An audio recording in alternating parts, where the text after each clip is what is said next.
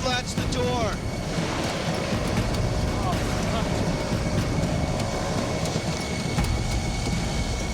Brace yourselves.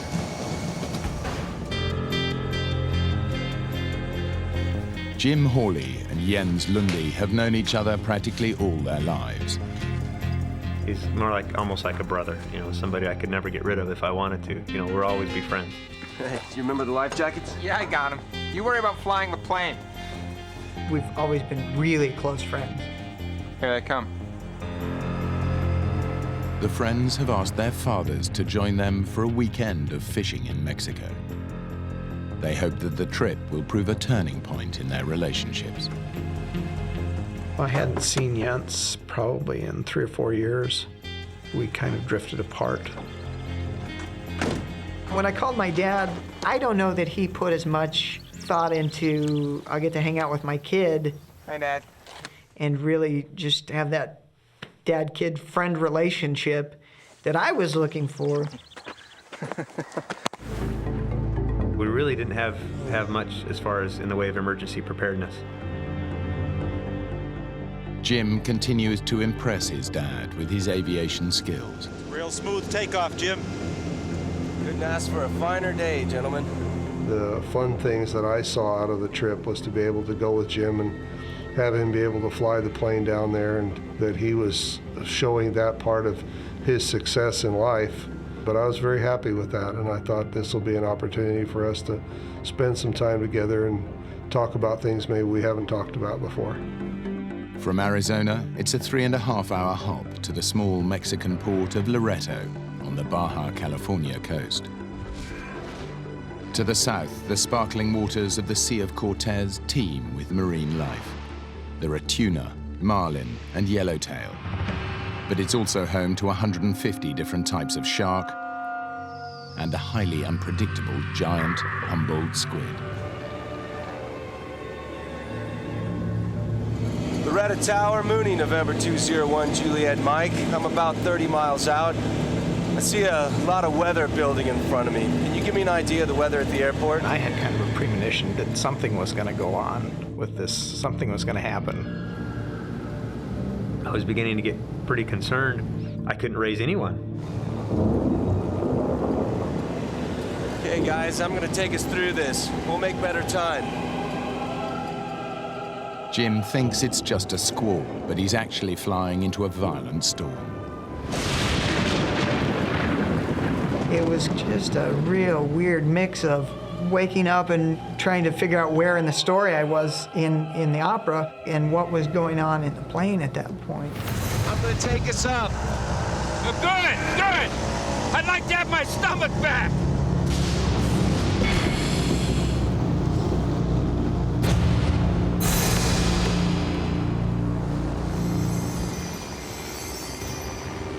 As soon as we were heading the other direction, the sky got blue, the turbulence stopped, the rain stopped. Everybody okay? I didn't think you felt the bumps in first class. Their sense of relief doesn't last long. It was very alarming when the engine quit. It just sort of grenaded. What's happened, son? I don't know. There's a single propeller blade stuck in the vertical position right in front of us. It was like the hand of God reached up and shook the plane. Unlatch the door.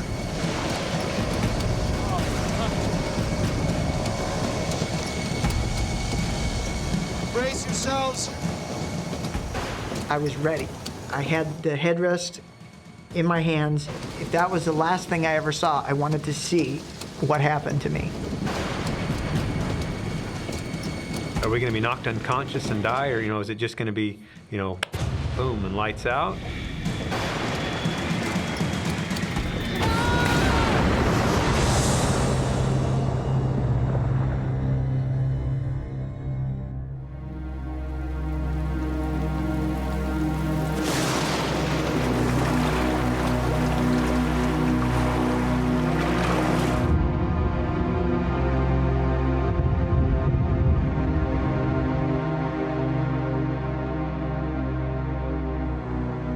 I realized that nothing had happened that I was expecting to happen. I was expecting the plane to cartwheel and come apart in pieces. we're alive.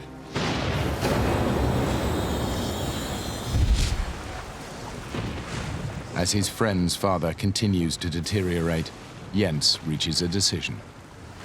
I was worried about John. I couldn't handle watching John die. I didn't want to be there for that. Jim! Jim!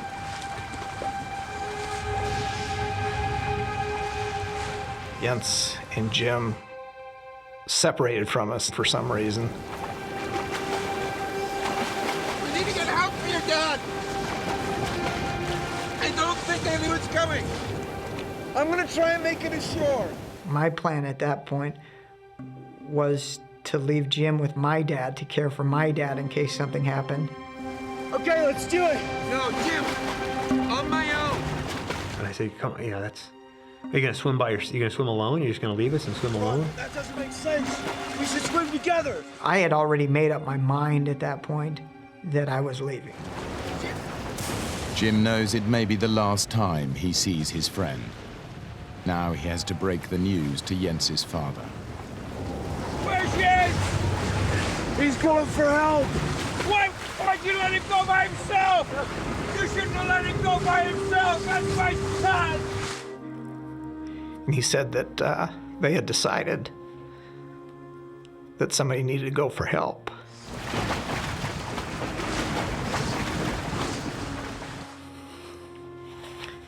And since Jens is probably the strongest swimmer of all of us, he took the swim fins that Jim had on.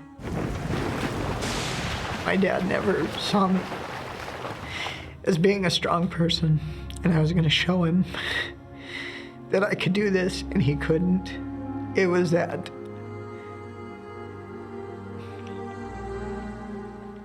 It was that I've grown up, and I'm going to show you.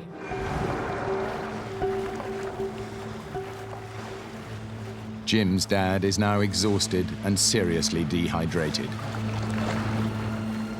His condition is deteriorating by the hour. I felt very helpless because there's nothing I could do. I couldn't pick him up, I couldn't hold him, I couldn't drag him off in any direction to safety. There's a feeling of extreme helplessness. As night fell, the storm subsided. But Jens still has many hours swimming ahead of him before he can reach land and raise the alarm. I'd been swimming for nearly 6 hours. I was thirsty, really thirsty. Exhausted, Jens faces a new ordeal. A swarm of stinging jellyfish. It felt like when your hand goes to sleep or your foot goes to sleep, just in little spots all over.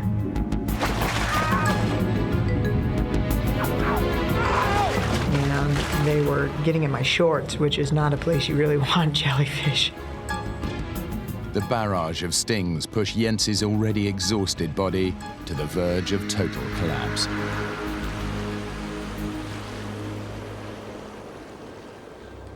I had way too much to live for, you know? All I wanted to do was make sure I got back to my beautiful wife and my child. I could hear my wife's voice of encouragement. Just hang in there, you can get through this. I'm fighting off the cold, I'm fighting off the chills by using more energy to keep myself warm. And I remember thinking, how long can I keep that up? How long until the body finally just gives out? And will I be aware of that happening, or will I just sort of, all of a sudden, you know, there's a light and there's Grandma and Elvis and, you know. It's now over 12 hours since their plane was forced to ditch in the sea, and all three men are beginning to lose hope. They don't know if they can make it till daylight. Their only glimmer of hope is Jens making it to shore, but they have no idea if he is still alive. Jens is still struggling to find his way through the hazardous reef. Finally, after 2 hours, he sees something. That was just It was amazing. As I swam farther and farther south, I saw a light on the beach. It was a Mexican fisherman that had camped out on this beach. He doesn't get the reaction he was expecting. The fishermen are wary. People coming ashore in the middle of the night are often drug smugglers. I'm sorry, I don't understand. No hablo español. The fisherman spoke no English. Not enough to communicate what happened and what I needed. Jens is led away by the fishermen. He has no idea where they're taking him, but he's given up trying to make himself understood. It was horribly frustrating to not be able to tell them, look, we need to go back out there and find these other people. They are in danger. And instead of heading out to look for the others, they started taking me south. What Jens doesn't know is that the fishermen are taking him to the port of Loreto. There, he can at last alert the authorities to mount a rescue mission. Now, he faces an agonizing wait for news.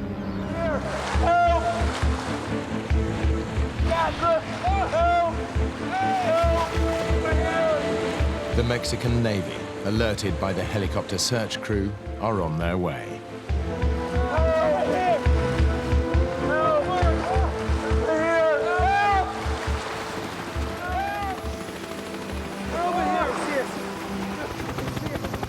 Jens' epic swim has saved their lives.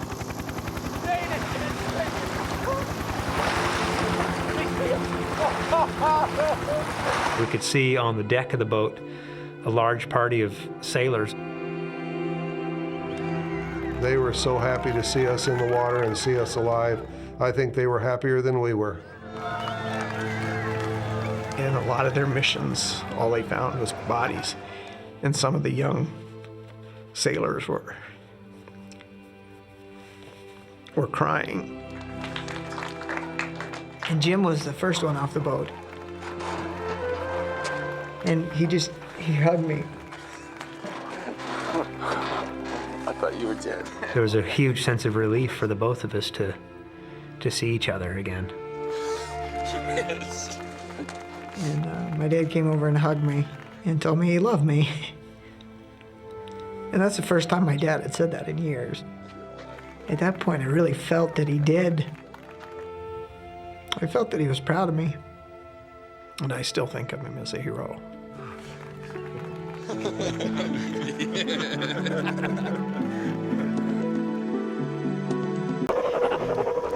Hey, everybody!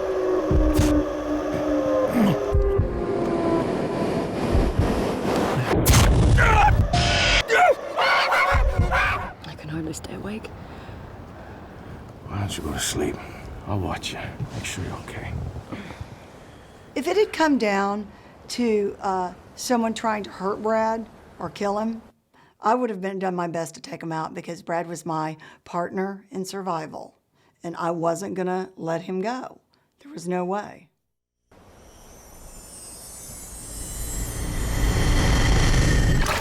The bottom of the boat was fetid. It had a mixture of urine and blood and pus.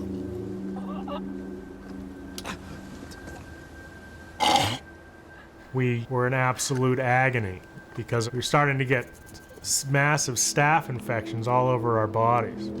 These staphylococcal infections are caused by bacteria entering cuts in the skin.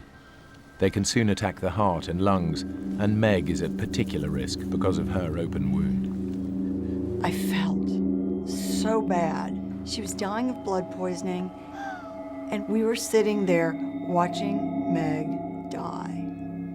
It was just tragic.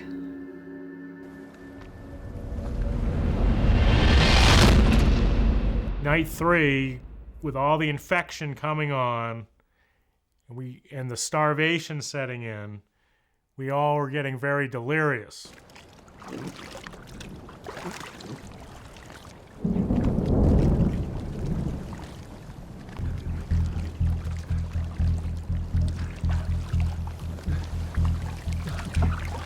What are you doing? That stuff will kill you. Here, Miss Whitbread. Help yourself. Everyone knows that you're not supposed to drink seawater. They tell us that from the time we're little kids, and that's one of the things you just don't do. Drinking salt water dehydrates your body even more, and it causes kidneys to shut down, and you begin to have delusions. And ultimately, if you drink salt water, it will kill you if you don't kill yourself first from the delusions. I didn't really know how long it would be before we saw the effects of the salt water, but it stood to reason to me that it would be probably, 7 hours or so. And I was right. It didn't take all that long.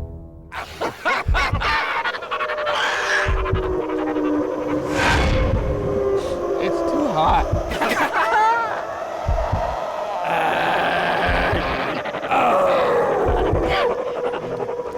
Where's everybody?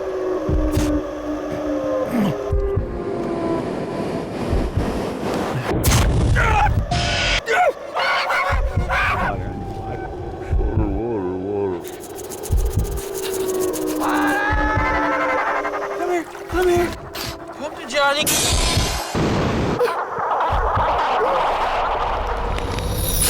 Where's everybody? It was just like I was watching some crazy play. I want my fags! Wait. I see land. I see land! I see land!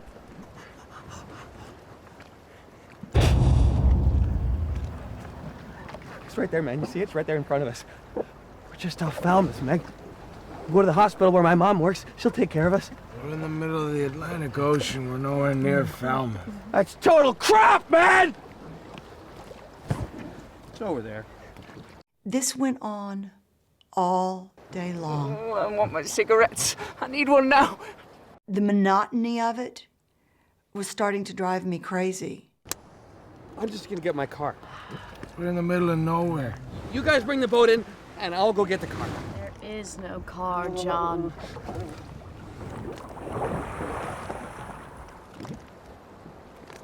There it is. I see it.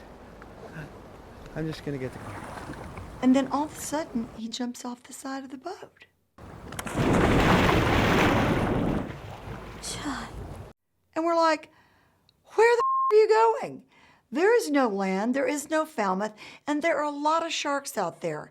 You need to come back. Get back in the boat, John. John, go back in the boat. Get back in the boat, John. He's coming back. Brad, do something. I can't. I don't have the energy, Debbie. Look how far away he is. There's just physically not enough strength in me to force him not to go.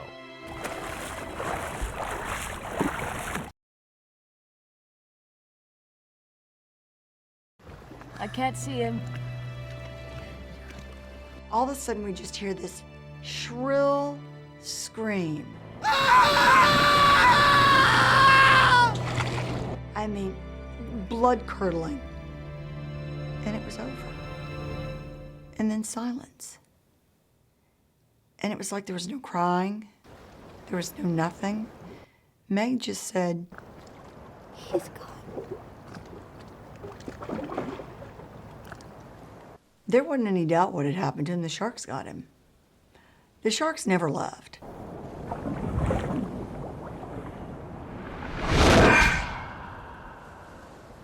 I was angry with him because I really felt that I would get a lot of credit for surviving and having everyone survive. I looked forward and relished the thought of being heroic. And there's nothing heroic in what I had done in this instance, which was stand by while John swam off to meet the shark. A family is lost in the wilderness for 9 days, in sub-zero temperatures with no food. Nobody knows where to look for them. a young father faces an agonizing choice: to stay with his family and face certain death, or walk into the unknown to seek help. How the hell are we gonna get out of this? Dragging a 4-month-old baby 20 miles through the snow in search of a highway is a huge gamble. But it's Jim and Jennifer's only hope.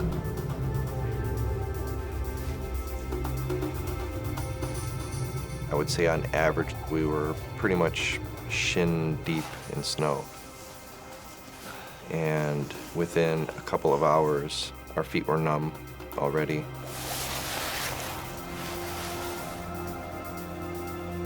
We were getting very thirsty, so eating snow was a full-time thing.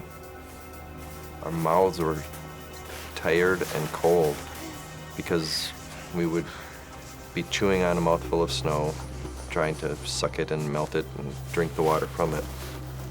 And almost as soon as your mouth was empty, you're already reaching for the ground for more.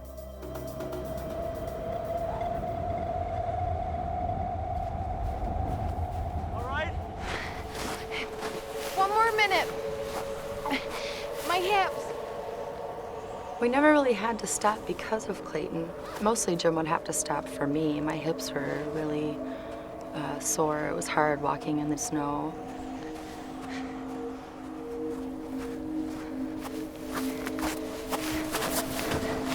Hey, hey.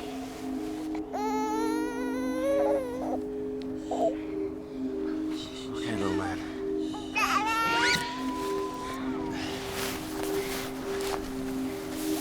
I wanted to get to help, but I also had to keep in mind that Jennifer was lagging behind and was weakening by the hour. So I had that on my mind, and dragging Clayton behind me was tiring me out. Finally, we saw there was a big hill, and that was a long, long walk to get up there. Just give us a second. We were both just exhausted. I was just over the hill now. Okay. We were so sure this highway we were looking for must be just beyond. At the very least, from the top of this hill, we'd be able to see it. The map says that the road was over here, so it was sort of a boost for us to keep going because we just knew we were getting close. It's just taking us really long to get there.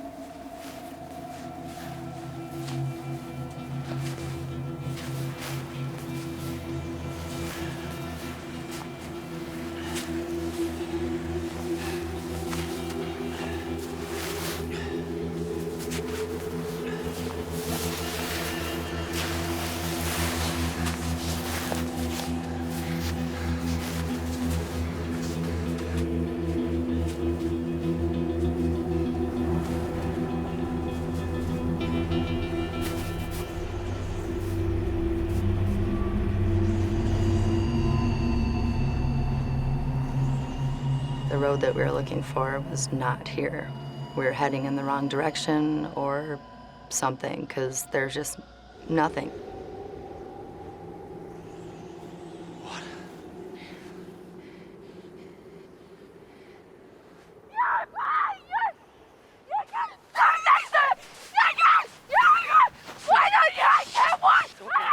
It's okay. It's all right.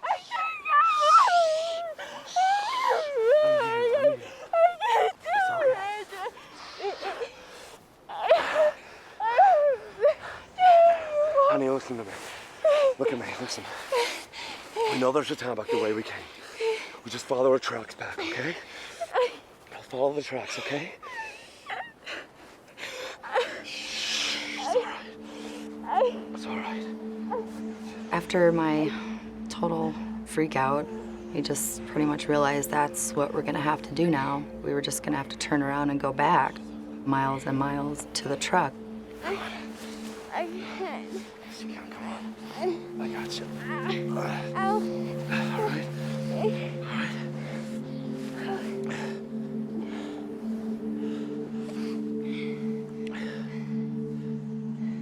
And it was then that we noticed Clay wasn't crying.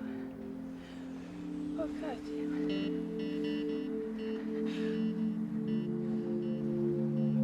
it. That was scary because every time we stopped, he would cry. And so when he didn't, we were both just so afraid, just freaking out, going, oh my God, why isn't he moving? And we or making any noise.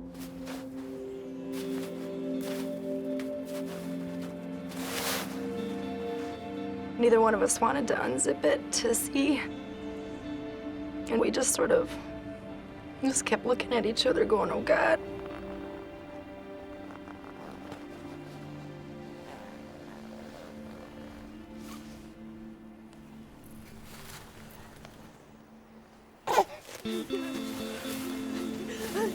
And he was fine. He was still pink and okay, but that was really, really scary. If Clayton wasn't with us at that point, I just would have stayed there. I just would have laid next to him and not even cared anymore.